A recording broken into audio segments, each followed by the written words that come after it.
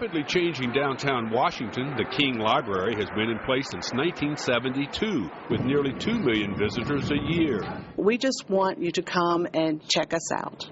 Pam Stoval is a 12-year veteran of D.C. libraries. She's run the King Central Library for nearly 3 years. She said proposed new guidelines, like other library systems, spell out prohibited behavior to make the library less of a destination day shelter for homeless people or any others not really using the library programs. The new behavior guidelines is really part of our total package of improving our customer services. These changes are to make this a family-friendly place. Restrooms in the 450,000 square foot building are being improved and modernized just like the rest of the building, with some traditional books making way for dozens of computers, free to users, and digital books and music offerings to appeal to modern users. Visitors on Monday mostly approved of the upgrades and restrictions. I've noticed in the last couple of months a lot of improvements just in terms of how everything's organized in the building itself, because for the longest time the elevators weren't working and there'd be leaks in the ceiling and all that. The library is also installing new security cameras as part of its efforts to watch over the library floors and to make sure they're used for library purposes. The new behavior rules are expected to be in place by February. Hello everybody, Steve here. Today it's my pleasure to be down at the Martin Luther King Library downtown DC. And I'm here today with Ms. Pam Stoval, the Associate Director of the Martin Luther King Library. I've asked her to join me today so that we can address some of the issues pertaining to the proposed rule changes in the public library as it has to do with homelessness. And Ms. Stoval has been kind enough to join me today. How you doing today, Ms. Stoval? I'm doing fine. Welcome to Better Things, Steve. Thank you, Steve. There's seems to be a bit of concern in the homeless community over the proposed rule changes in the public libraries. I, for one, when I was homeless, I did spend a lot of time in the library. Sometimes I used the computer, sometimes I read the papers, and sometimes I just came in here to chill out, you know, to get out of the rain. Yes. And there's been times where I put my head down on the desk. I didn't necessarily go to sleep, but it was a peaceful environment. Sure. And I'm curious, what will the proposed rule changes, how will they apply to the homeless people? Well, the goal of the rule changes is to create and enhance that peaceful environment that you talked about. There is a concern, I do understand, about the sleeping rule. We've always had the sleeping rule. When you came in, you knew that we had a sleeping rule. We tried to enforce it consistently. There's really no change in that. It's just been highlighted because of the total package has been changed. And of course, sleeping is not an activity that we promote in the library. The penalty for sleeping is that we ask you to take a walk, get some fresh air, that kind of thing. And so I don't look at it as a change in rules. I don't even look at it as targeting the homeless. Many people after lunch want to sleep in the library. I mean, just reading a book, and we're not trying to be punitive about this particular rule. And it's certainly not targeting the homeless, but we do have a no sleeping policy. I was kind of really concerned about the issue of bags. Yes. Because a lot of us travel with all of our belongings. Yes, sir, I understand. The area shelters, they put you out in the morning, and they don't have an adequate locker space, you know, for you to put your belongings. And that's a concern, because if you have, I mean, what happens? I understand the procedure to be a limited number of bags. What is that number? And if a homeless person comes to the library and the number of bags exceed that number, what happens? Steve, what happens, the new rule change states this, that you're allowed 2 bags, which is a decrease. It used to be 3, that come into the library. One is a personal bag, and the other cannot be any larger than that you would carry on an airplane. Let me tell you, Mark, thinking about this rule, it doesn't impact Martin Luther King as much as the neighborhood libraries that have limited space. Many of the libraries are just the size of this reading room. And for those folks who have many, many bags, it takes up chair space, it impedes the walking space. So the primary focus of that rule is for safety and security in our library. We are sensitive to the homeless situation, and we advocate that there be 24-hour shelters. And when we did these behavior guidelines, we were really focusing on creating an experience in this library that's welcoming, that's comfortable, that's safe.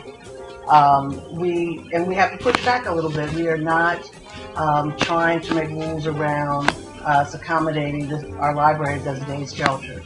Okay, because, as I was coming in today, actually I noticed there was a guy, there was a homeless individual outside, and he had a cart. Sure. He had a couple of bags. Sure. Over his shoulder. I mean, he really had a lot of stuff. Yes.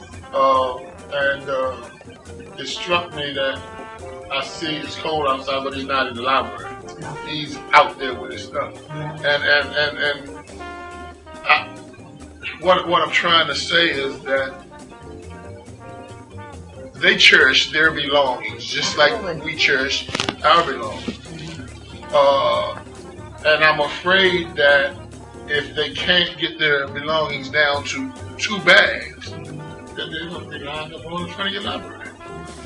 And that's going to bring on yet another problem. Well, we are aware of the problem, and we advocate for 24-hour shelters and for the city to provide locker space for our homeless customers to keep their belongings. But we don't accept that this is the role of the library to provide that.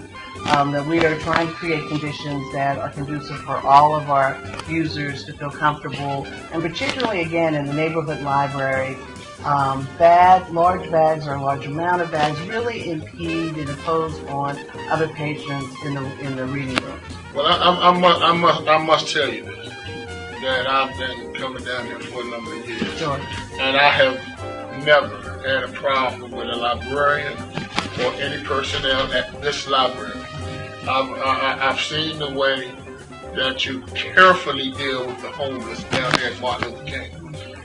It concerns me. I recently read an article about West End Library, and some of the verbiage that I heard, it turned my stomach. And maybe I understand this is another part of town and it's more affluent than downtown. But some of the things that people were saying, they couldn't stand being in a room with somebody that smelled or somebody that looked different. And I don't think you have that problem. Steve, I just want to take a step away from that particular document was generated by the West End Friends. They are not employees of DC Public Library. We have been very careful over the last few years to provide training to all of our public service staff, sensitivity training, and training about what it is to be a homeless person, what they might experience before coming into our doors, so that we could provide them with customer service that's quality, that's sensitive, and that we recognize and try to be consistent in our treatment of all our customers, giving them respect and helping them with their information needs. I do recognize the article that you're referring to. They refer to a document that can't contain language that I know that the library does not support. And the one other issue that I wanted to tap on was the issue of washing up, because that's a big thing. You have people complaining about people smelling, and I understand it's probably not the library's policy. I truly understand that it's not the library's policy to provide such facilities, but it does happen. Steve, I will tell you that our librarians do have the locations where homeless can get washed up facilities, and sometimes we offer that information, sometimes homeless persons request that information. But again, I'm going to have to push back. We are not the day shelter, and we do not intend to, allow those kind of services. And we've been asking a long time for the city government to provide such things as providing all the shelters to stay open longer, to provide added storage space. Sure. As you know, with Franklin Shelter closing down, yes, and they moving those people to the other two shelters. The other two shelters are so packed that they can hardly move, let alone have adequate enough locker space to store their belongings. But I want to personally thank you for being here when I needed you. And to let you know that although I'm a formerly homeless person, I come down here and I take advantage of the computer classes and all of the other things that you do for the homeless. We have so many resources for homeless customers, those who are looking for jobs, the EVIC Center. I've just heard great things from our homeless customers in terms of their response to these changes in behavior guidelines. You're our regular customers. We know each other. We have a relationship of mutual respect, and I expect that to continue. Well, that's great. And like I said, from my standpoint, it's been a blessing to me. And then as I've moved out of homelessness, and I like to say that I'm still in homelessness recovery right now, because I still have a lot of things that I have to address in order to get back to even with mainstream. But the library has done a lot to help me with that. And in my role as Better Believe Steve, I've been able, along with STREATS, to establish more of a business relationship with the Martin Luther King Library, and that's been great. We've been talking about certain things, things that will enhance the homeless community, because what we're about in STREATS, we're not necessarily trying to give a handout, we're trying to give you a hand up, and the library has been instrumental in that. We talked a couple of weeks ago about the job fair that we had. Yeah. And I want to let you know that the job fair was a great success. Out of the 60 people that showed up in pouring down rain, 54 passed, and these were all homeless people. And that was great. And we're having a follow-up fair today at 2 o'clock. And like I said, Ms. Stoval was nice enough to take time out of her busy schedule to come here and talk to us. And without her, we wouldn't be able to do these type things. So Ms. Stoval, I want to thank you so much for clearing up some of the rule proposals, for allowing us to have the job fairs for the homeless, and for continuing to work diligently to help the homeless in the Washington, D.C. area. Thank you very much. After that interview with Ms. Pam Stoval, as I was leaving the library, I overheard some people talking about how they were looking forward to not allowing the homeless into the library, and it kind of bothered me. So I got on the phone and I talked to Ms. Stoval about this issue, and she told me that she'd be getting with her staff and all of the security personnel in the library to make sure that the new rules affecting bags would be executed uniformly throughout the library. As you can see, as of February the 1st, the new bag restrictions took effect. Today is the 3rd. And I contacted Ms. Stoval today, and she's informed me that she's met with her staff, she's met with the captain of the security force, and that they've all agreed to implement this new policy both consistently and gently, taking into regards people's situations and handling each situation with care.